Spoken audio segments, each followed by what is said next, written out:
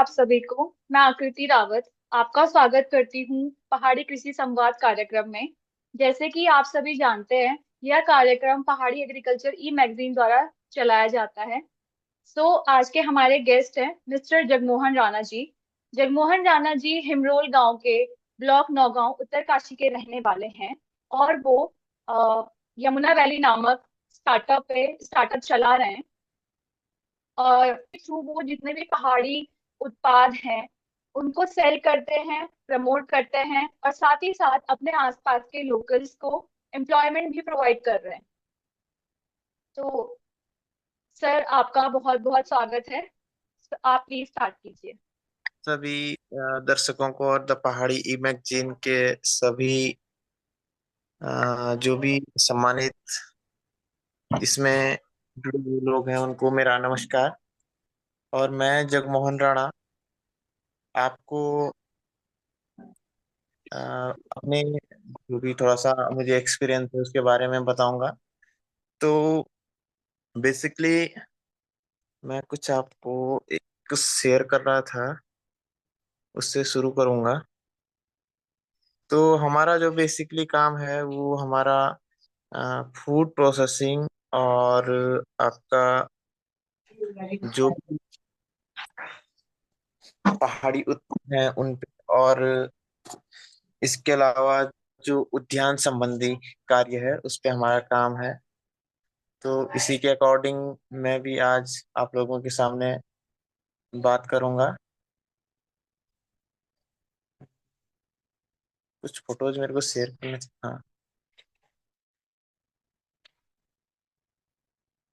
हाँ, सबसे पहले मैं आपको एक फोटोज दिखाऊंगा। ये स्क्रीन पे शो हो रही ना? हेलो। ये सर हो रहा है। हाँ, तो ये हमारा ऑर्चर्ड है और हमने यहाँ से ही शुरू किया है। तो मैं आपको बता दूं कि इसमें हमने हाइडेन सिटी रूट स्टॉक पे अभी काम करना शुरू कर दिया, और ये हमारी यम 9 प्रजाति के एप्पल के रूट स्टॉक के सेब के बगीचे हैं। और इसमें हमने इसको इस तरीके से तैयार कर रहे हैं कि इसमें जो आने वाला समय है उसमें क्या होता है कि इंसान क्विकली फसल चाहता है कि हमको किसी चीज का तुरंत रिजल्ट मिल जाए। तो उसी के अकॉर्डिंग हमने इस बगीचे को 2019 में स्टैब्लिश किया। ये तो पिछले साल की फोटो है। मैं कुछ और फोटो भी आपको थोड़ी देर में शेयर करूंगा। तो ये मैं इसमें ये दिखाना चाह रहा हूँ कि जैसे हमने ये बगीचा लगा रखा, तो रो टू रो में हमने इसको लगा रखा है। और इसके बीच में आप देख रहे होंगे, मैं जूम करके बता दूंगा, हमने स्ट्रॉबेरी का भी इसमें वो फल लगा रखे हैं। जो भी इसमें हम क्या करते हैं, इसको मिश्रित खेती कहते हैं।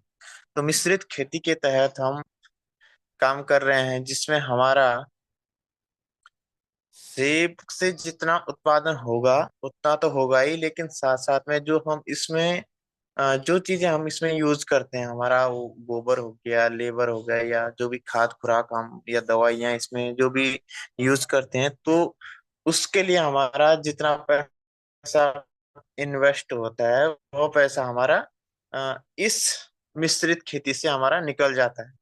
तो इसी में हमने यह काम शुरू किया है, और इसी के तहत हम अभी शुरू इस कार्य को कर रहे हैं। तो मैं ये आपको बीच में पाइप दिख रही होगी, इसको बोलते हैं ड्रिप इरिगेशन। हमने टंकी से इन पौधों को पाइप के माध्यम से कनेक्ट कर दिया है, और जितने भी पाइप पौधे हैं उन तक ये लाइन पहुंचा दी है, और प्रत्येक पाइप पे ड्रिप इरिगेशन हमने छोड़ दिया है। उससे हमको क्या बेनिफिट होता है कि जो भी हम मतलब पहाड़ों में अधिकतर पानी की कमी रहती है। तो इससे ये बेनिफिट है कि जितना पानी हमको मतलब यूज करना है, उससे कम पानी में हमारा काम चल जाता है। सपोज दैट अगर हम किसी पौधे को 1 लीटर पानी दे रहे हैं, तो उससे क्या होता है कि वह अगर हम एक बार में 1 लीटर डालेंगे तो कुछ दाएं बाएं निकल करके वो मतलब उस पौधे को पूरा पानी नहीं मिल पाएगा। और ड्रिप इरिगेशन से क्या होता है कि इसको हिंदी में बोलते हैं टपक सिंचाई प्रणाली, यानी कि वो बूंद बूंद जो है उसमें टपकता है, और उतना वो उसको पौधा एब्जॉर्ब करता रहता है, क्योंकि उसी के अकॉर्डिंग फिर हमारा वो पौधा धीरे धीरे उसको लेता रहता है और अपने आप को आगे चलाता रहता है। तो ये हमारा ड्रिप इरिगेशन हो गया। दूसरा आप देख रहे हैं यहाँ पे, ये मल्चिंग हो गया, ये जो ब्लैक सा दिखाई दे रहा है पौधों के ठीक बीचों बीच। तो मल्चिंग से भी हमको एक तो जो हमारा खरपतवार होता है, तो खरपतवार अगर हमने मल्चिंग बिछा दी तो हमारे पास जो खरपतवार है वो नहीं उगेगा। और दूसरा, वह पौधे को भी नमी युक्त बनाए रखेगा। और तीसरा बेनिफिट है इसका ये कि जो इसके अंदर जो मिट्टी होगी या जो भी हमने उसमें खाद खुराक डाली होगी, उस वो जो है हमेशा भुरभुरा टाइप का बना हुआ रहेगा। तो इसी टाइप से हम इसको हैं आगे। मैं एक दो फोटोज और शेयर करूंगा आपको।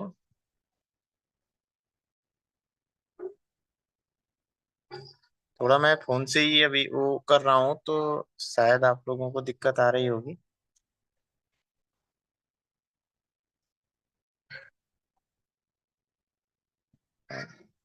हम मशरूम पे भी कार्य कर रहे हैं। तो मशरूम में हमारा कार्य रहता है कि जो भी आस पास के लोग या कहीं के भी हमारा निशुल्क मशरूम प्रशिक्षण शिविर का आयोजन किया हुआ रहता है।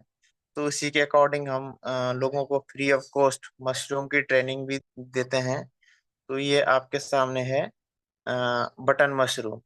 तो जिसमें आप देख रहे होंगे ये एसएचजी की महिलाएं हैं, और इनको हम बटन मशरूम का प्रशिक्षण दे रहे हैं। ये आपने इसके में जो स्पॉन, जिसको मतलब घर की भाषा में बीज बोलेंगे, लेकिन वो साइंटिफिक भाषा में स्पॉन कहते हैं, व्हाइट व्हाइट सा इसके ऊपर दिख रहा है।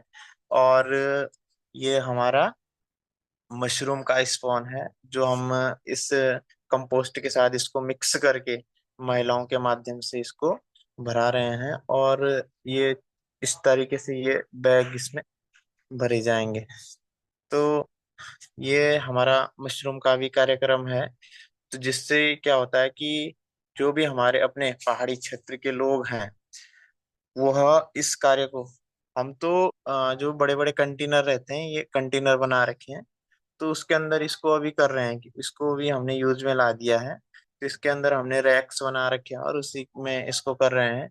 लेकिन इसके अलावा जो भी घरों में खंडहर पड़े हुए घर हैं, यानी कि जैसे हमारी गौशालाएं हैं जिनको पहाड़ी भाषाओं में ओबरा कहा जाता था, तो जहाँ पर पहले क्या होता था कि अपने आप तो मतलब इंसान ऊपर रहते थे और नीचे उनके गाय भैंस रहा करते थे। तो अमूमन अब गाय भैंसों के लिए या तो लोगों ने थोड़ा सा दूर में गौशाला बना दिया है, और या फिर किसी किसी के गाय भैंस है नहीं। तो इसी के अकॉर्डिंग वह उसमें भी इसको इस कार्य को कर सकते हैं, और वो बड़ा शानदार अच्छा इसमें फसल होगी। और इसमें हमको बड़ी अच्छी क्रॉप मिल जाएगी देखने के लिए। तो इसी के अकॉर्डिंग वो इसमें मशरूम का बहुत अच्छा कार्य कर सकते हैं। जिस प्रकार से हमने ये मशरूम के बैग्स हैं ये लगाए थे, और इसका रिजल्ट हमको इस टाइप से देखने को मिला। क्योंकि हमने जब बैग भरे तो उसके बाद ये इस टाइप से हमारी मशरूम की खेती हो सकती है, जिसको हम आसानी से 150 से 200 रुपये किलो के हिसाब से बेच सकते हैं मार्केट।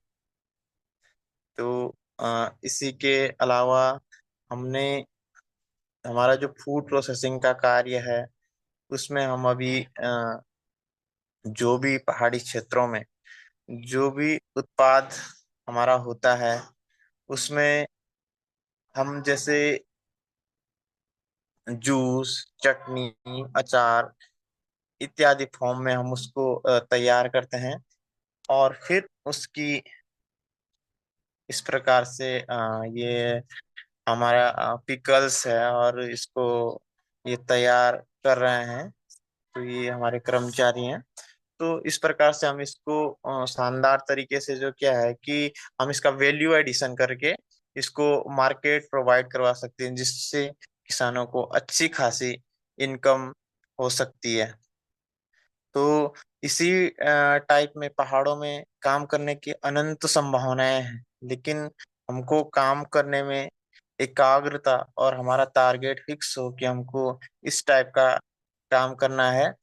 तो इसी के अकॉर्डिंग हम उस कार्य को बड़ी अच्छी तरीके से कर सकते हैं। जैसा मैं आपको बता दूं, ये हमारा रेड राइस है, लाल चावल। इसका इस तरीके से प्रोसेसिंग होती है। और जिसका अभी हमने हमारे उसमें जीआई टैग, लाल चावल पुरोला का लाल चावल है, उसमें उनको भी जीआई टैग भी मिल रखा है, जिसकी मार्केट वैल्यू अभी 150 से 300 रुपए तक मार्केट प्राइस उसको अभी हाल ही में मिल रहे हैं। तो इससे किसानों को भी अच्छा बेनिफिट मिल सकता है। जहाँ पे पहले 20-30 रुपए हमारी चावल की कीमत थी, आज वही कीमत बढ़कर जो है 150 से लगभग 300 रुपए तक का हमारा उसमें अभी उसका मूल्य हो गया है।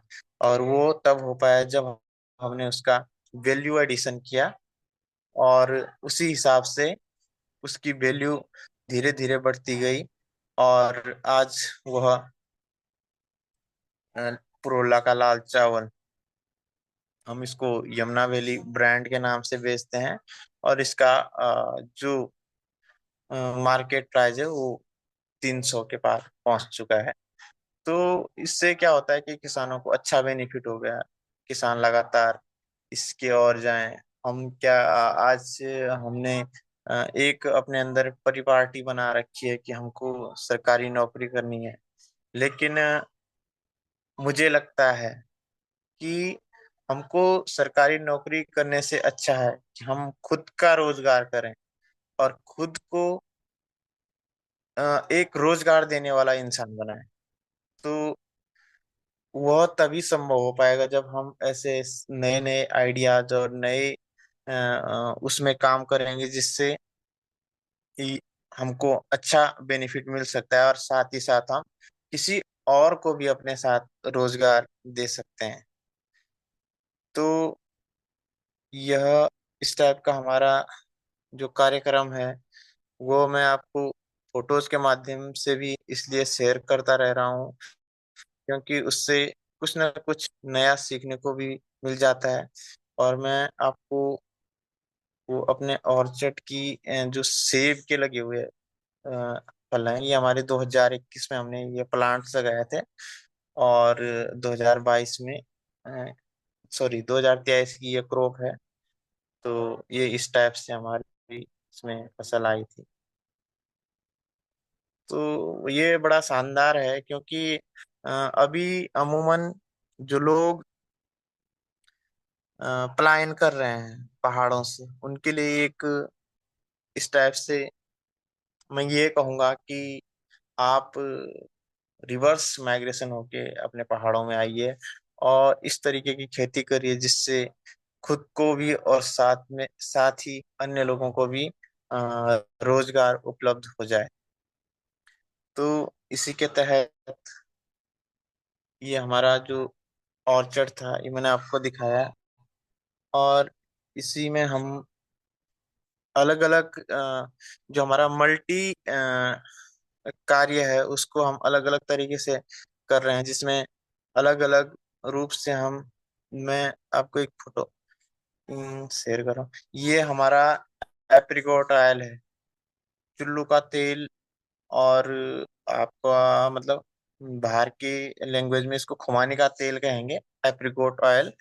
तो इसका जो पहले क्या होता था कि हमारा टोटल ये बर्बाद जाता था। तो इसको हमने वैल्यू एडिशन किया।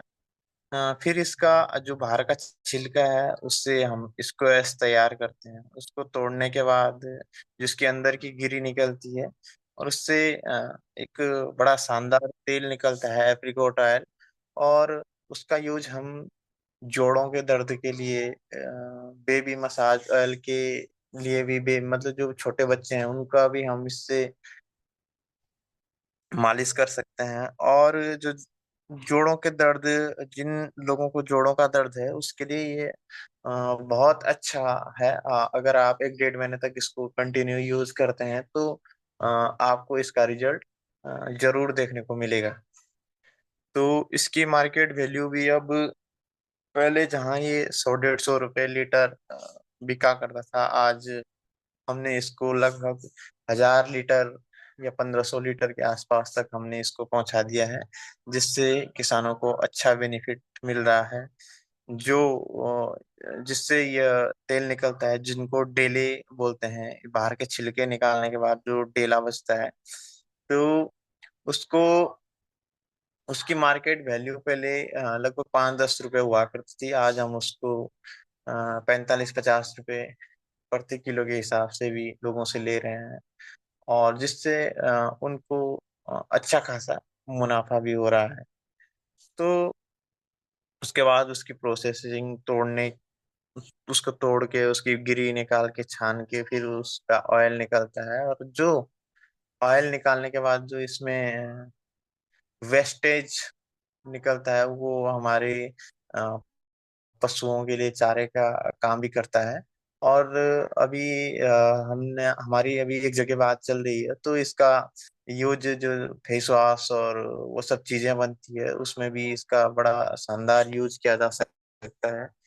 जैसे पुराने जमाने में क्या होता था कि इसका जो वेस्टेज निकलता था उसको पीना कहा जाता था। तो उससे जैसे हमारी एड़ियां फटी हुई हैं या मतलब इस टाइप के जो वो रहते थे, तो उसमें यूज होता था। और उसका बड़ा अच्छा रिजल्ट था, वो तुरंत जो है उससे सही भी हो जाते थे। तो इसलिए इसका यूज अब हाल ही में किसी कंपनी के साथ बात चल रही है, तो उस फेस वॉश वगैरह में भी इसका यूज किया जा सकता है। दूसरा, हम अभी एक हर्बल चाय बना रहे हैं, तुलसी लेमन हर्बल चाय।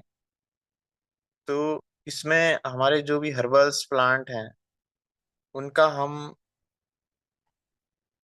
यूज कर रहे हैं। तो हर्बल प्लांट में हमारा जो भी पहाड़ में जो भी हर्बल प्लांट उपलब्ध हो सकते हैं, जैसे तुलसी, रोजमेरी, स्टीविया, ब्रांस, गुलाब, तेजपत्ता, तो इन सब चीजों को मतलब फूल पत्तों के मिश्रण से हम एक तुलसी लेमन हर्बल चाय अभी तैयार कर रहे हैं। जिसका फायदा यह है कि जहाँ पे किसानों को लगता है कि हमारी फसल को बंदर या पशु अ, उसका नुकसान कर रहे हैं, तो हम यहाँ पे उन हर्बल प्लांट्स का खेती कर सकते हैं, जिसको बंदरों से या जंगली जानवरों से और जो भी घर घर घर के जानवर हैं उनसे उसको किसी भी प्रकार का कोई नुकसान नहीं है। वो टोटली आपका मतलब ये कहेंगे कि उसको किसी भी प्रकार का नुकसान नहीं है। तो उसमें हम आपको स्टीविया, रोजमेरी, तुलसी, ब्रांस, ब्रांस तो खैर जंगल में होता है, लेकिन गुलाब आदि की हम उसमें अच्छी खेती कर सकते हैं। गुलाब एक डेमेस्क गुलाब करके है, उसका अच्छा गुलाब जल भी निकलता है। और इसके पौधे आपको कैप, ये औषधीय अनुसंधान संस्थान सेलाकुई देहरादून में है, तो वहां से भी ये लोग इसको, अगर आप वहां पे अप्लाई करते हैं तो वहां से इसके प्लांट भी फ्री ऑफ कॉस्ट आपको दिए जाएंगे। तो हम उसमें उसकी अच्छी खेती कर सकते हैं। दूसरा, हम क्या है कि अभी जो भी हमारा कार्यक्रम है, जो भी पहाड़ों में हमको उपलब्ध हो जाता है, हम उस पे वर्क कर रहे हैं। और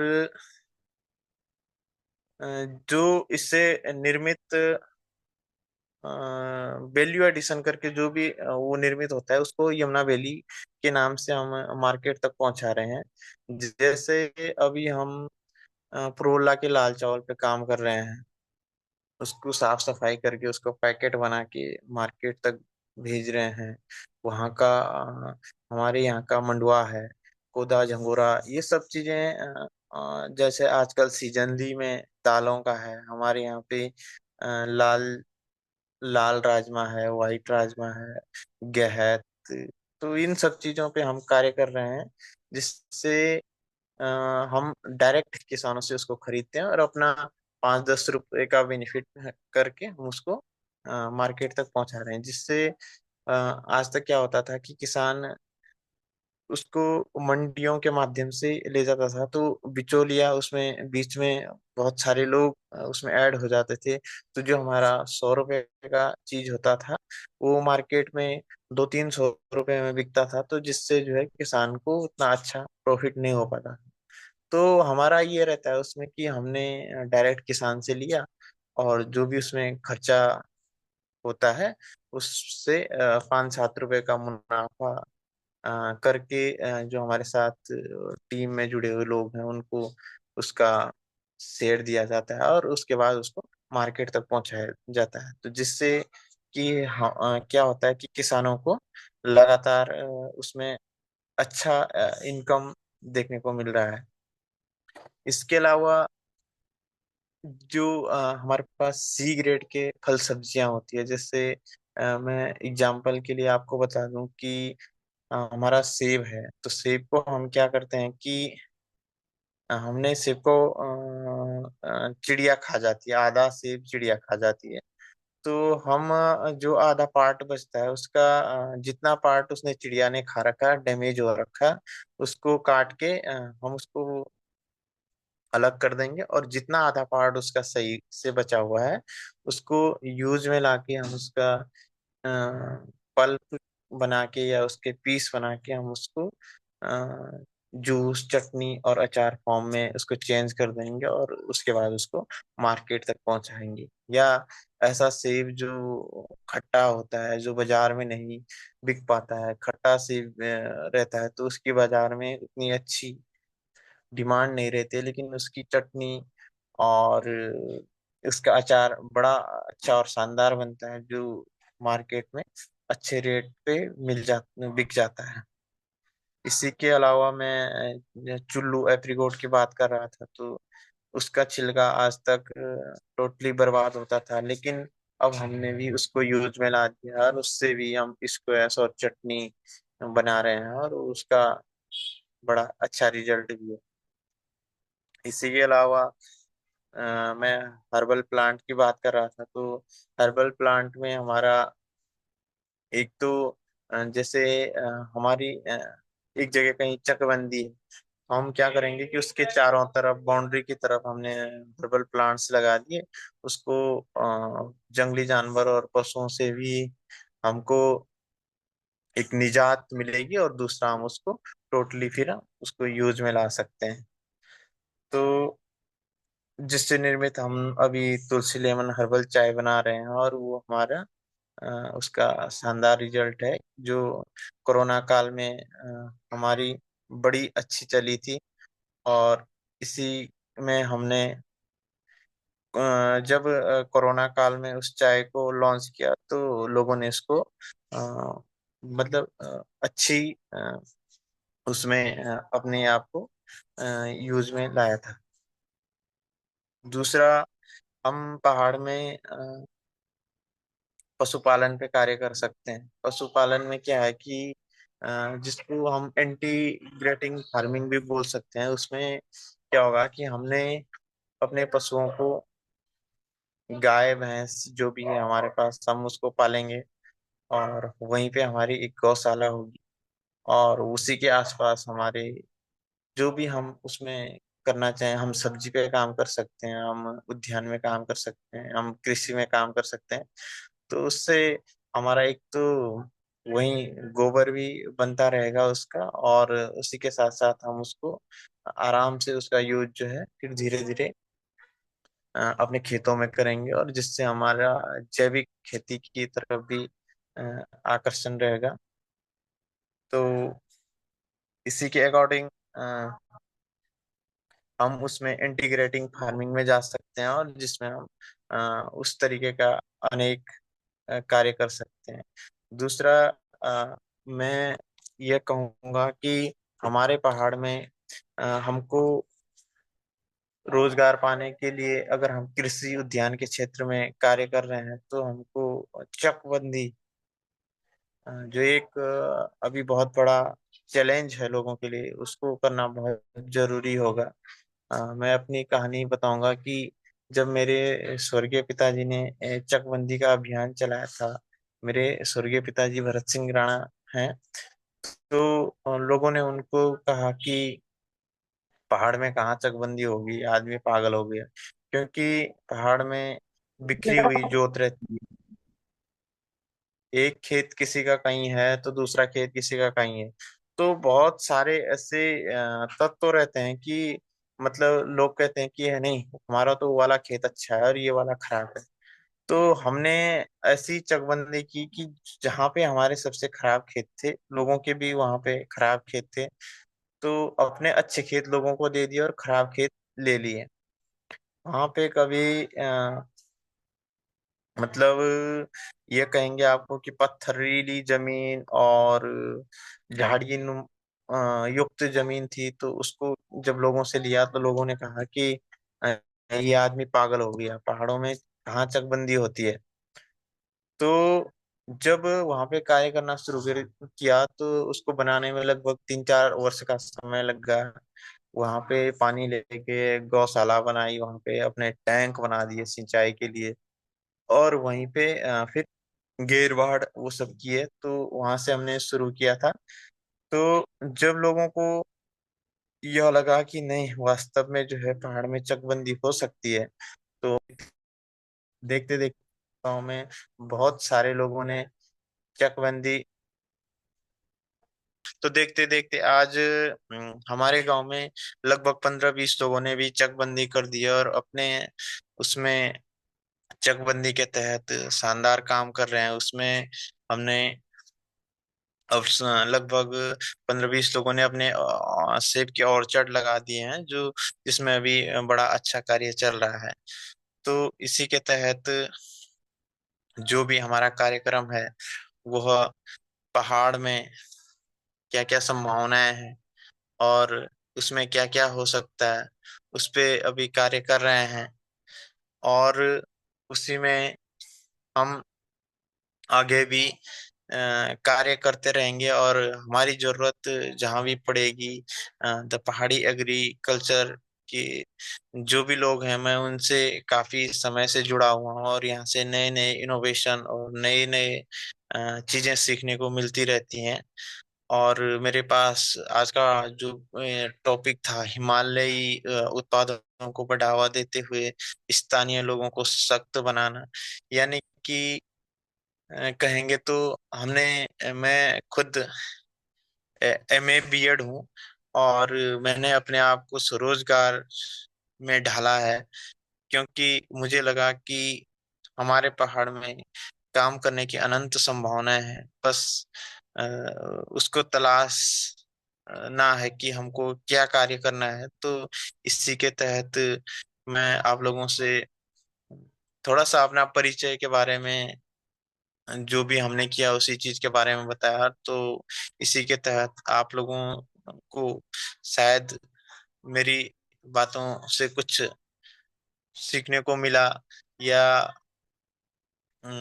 मुझे भी आप लोगों से कुछ ना कुछ सीखने को मिलेगा। अगर आप सभी में से किसी को कोई क्वेरी है या फिर आपको कोई क्वेश्चन पूछना है या फिर सर से आपको कोई कुछ चीज शेयर करनी है तो आप लोग कर सकते हैं। हाँ राणा जी नमस्कार। मैं सुंदर सिंह अन्ना पिथौरागढ़ जिले से। जी नमस्कार सर।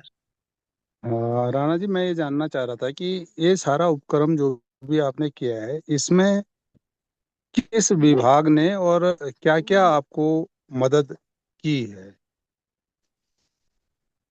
अ, अन्ना जी, मैं कहूंगा कि अगर तो हमको कोई कार्य करना है तो सबसे पहले हमको खुद को मतलब इतना वो करना है कि हमें कहीं से सहयोग मिले या ना मिले।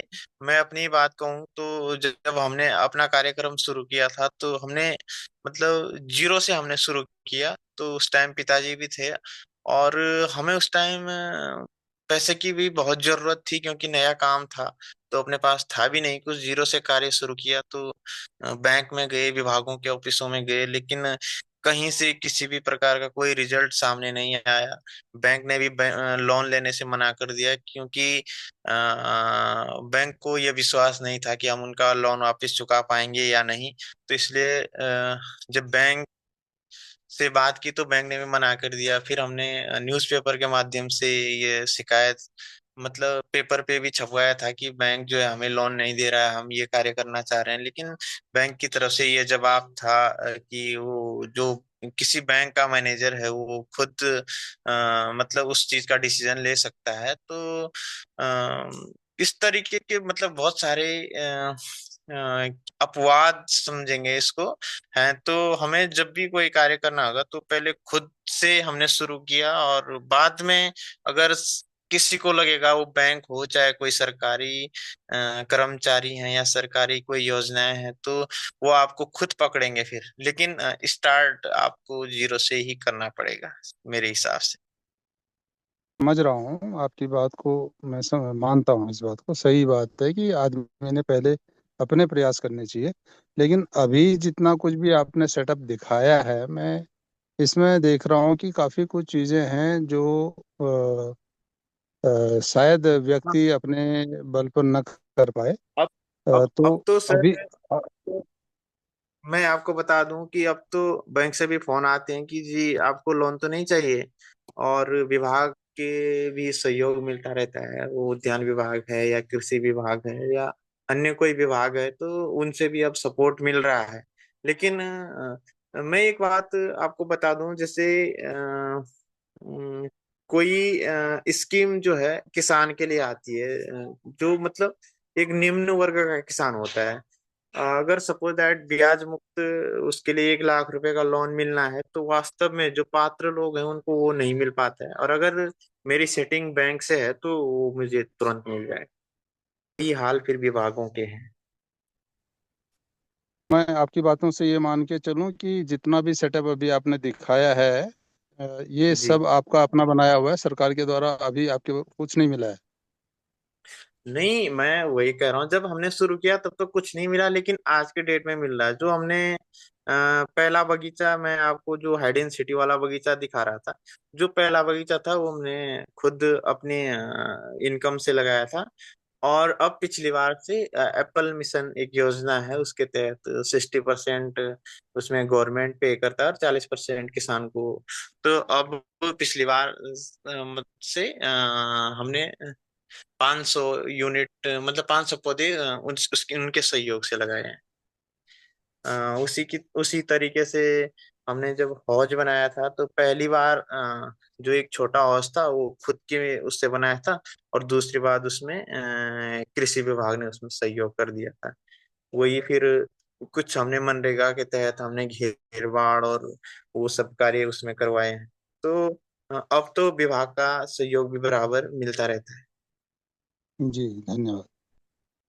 जी यहाँ पर मेरा आपसे ये प्रश्न करने का अभिप्राय ये था कि मैं यही कहना जी चाह रहा था, सभी किसान बंधुओं को मैं ये कहना चाह रहा था कि अगर आप थोड़ा सा भी प्रयास करते हैं तो आज उत्तराखंड सरकार के पास इतनी सारी योजनाएं हैं कि कोई पात्र उनको मिलता ही नहीं है।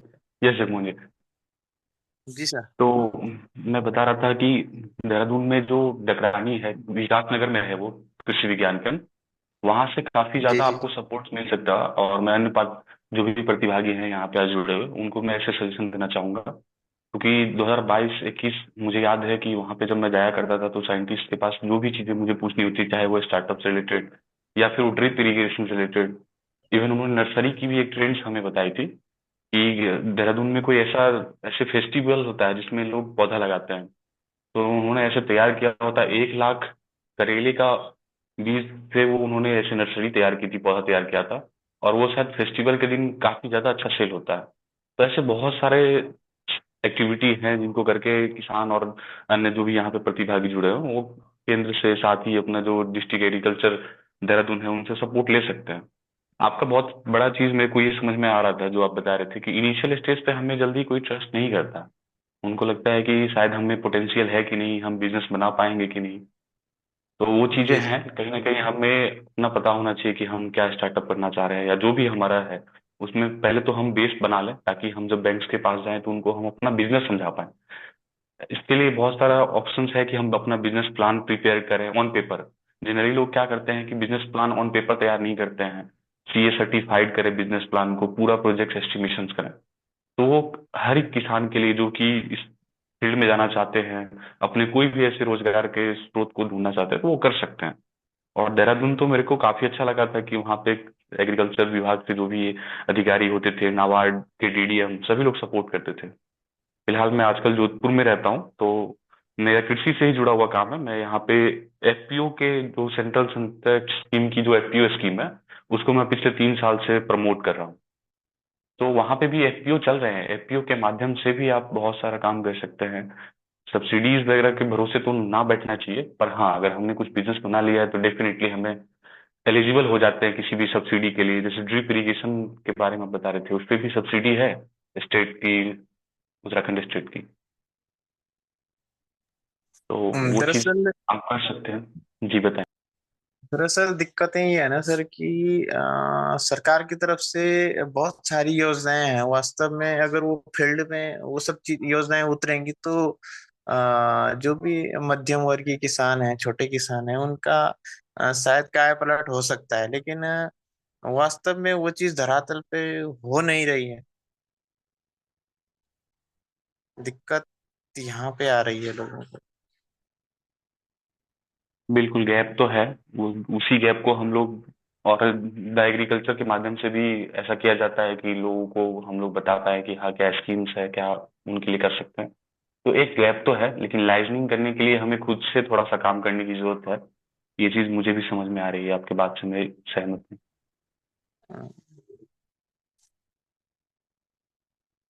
देखते हैं, आपसे भी बात करेंगे तो जो भी संभव हो पाएगा उससे।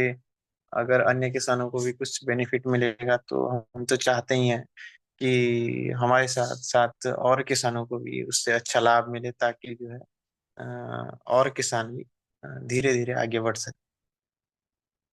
थैंक यू जगमोहन सर, आपने इतनी इम्पोर्टेंट बात हमसे, नॉलेज हमसे शेयर करा।